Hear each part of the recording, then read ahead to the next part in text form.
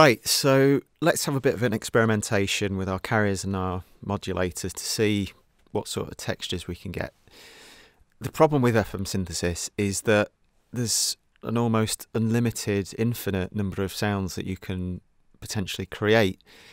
So, although I can show you the the bare bones of how to begin experimenting, I would seriously recommend investing some time into just playing around, experimenting with different routing options, different waveforms. Like I say, there's an infinite number of possible textures that you can make. Okay, so we're just going to sort of stick to sine waves for the time being. We'll go for this, this classic DX7 type sound. So that was based around sine wave operators or oscillators. So that's what we'll do. So if we just go to the spectral analyzer,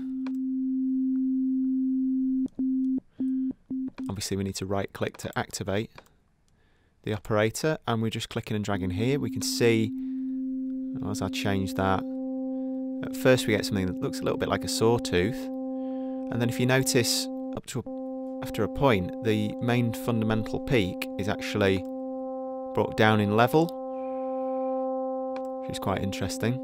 So we lose some of the bottom end, and then it comes back again, and we're adding more and more harmonics.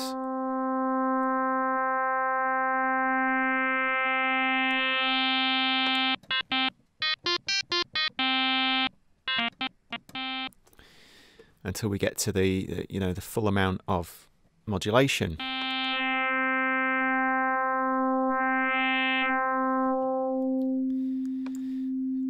Now, what can be quite nice is rather than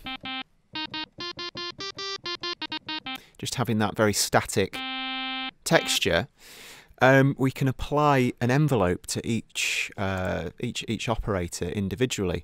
So if we look at E, for example, rather than having the full amount of modulation straight away, let's just load up an ADSR envelope. So we'll get some sort of fade in. In fact, let's just do attack and decay like that. We'll get fade in and fade out of that new texture that we've added.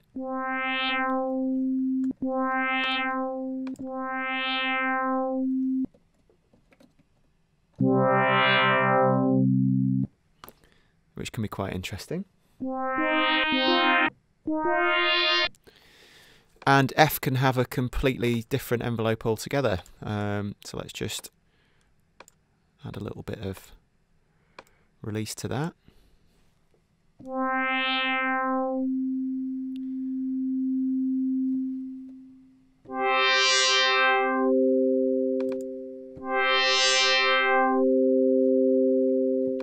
So you see, once the modulator has decayed away to nothing, we're left once again with the pure sine wave.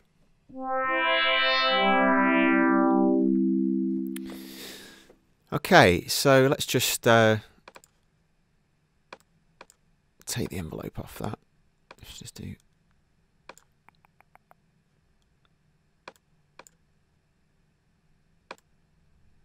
There we go.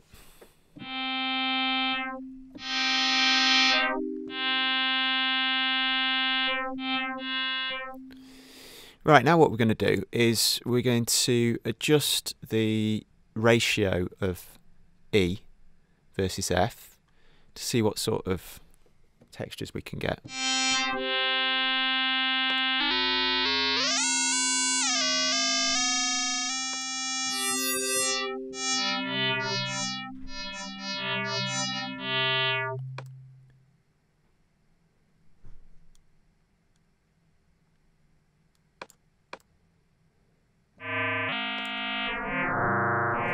So you can hear if we go for a non-integer number,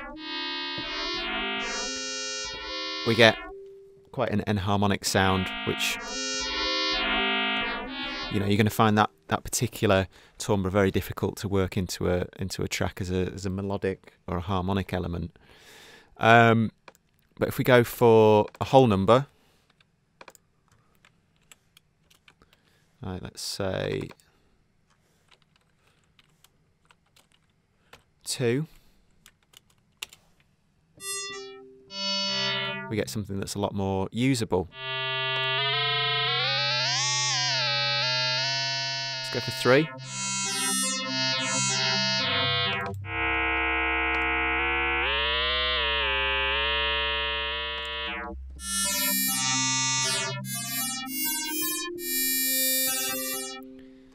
We get that really cool digital type sound. Okay, what happens if we add another operator into the mix? You can see already we've got quite a complex waveform.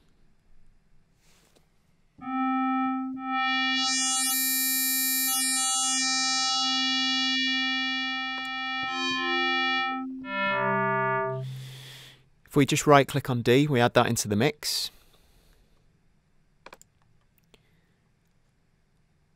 Let's now mix some of that into F as well. So F is the carrier still, and it's now been modulated by E and D. Let's have a look at the spectral analyzer as we start to increase that D.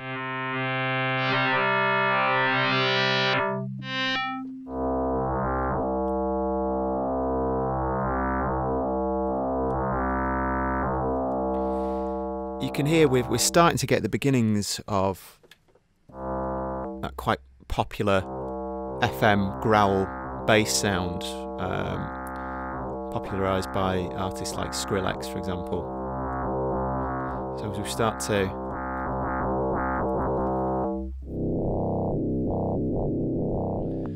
to move that around, we get those nice growly sounds.